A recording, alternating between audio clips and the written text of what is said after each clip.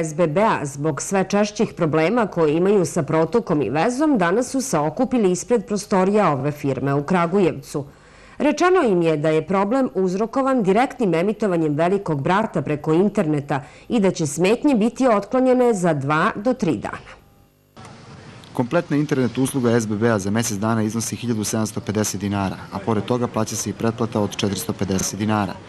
Korisnici, međutim, umesto 24-časovnog pristupa internetu, poslednjih mesec dana imaju problem sa vezom i protokom, tako da takozvani flat rate ne funkcioniše u potpunosti.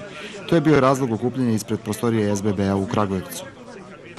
Nailazimo non stop na pranje, tako da ruku, prebacuju na Telekom, Telekom se ograđuje od toga, prebacuje na njih i došli smo da jednostavno pokušamo nekim razgovorom, normalnim ljudskim da dobijemo što nam je zagarantovano kroz ugovor koji smo sklopili s njima.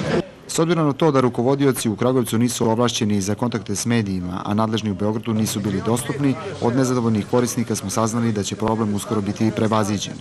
Oni su danas obavešteni da je loš protok uzrokovan preopterećenjem linka direktnim emitovanjem Velikog brata na internetu i da će za 2 do 3 dana sve smetnje biti otklonjene.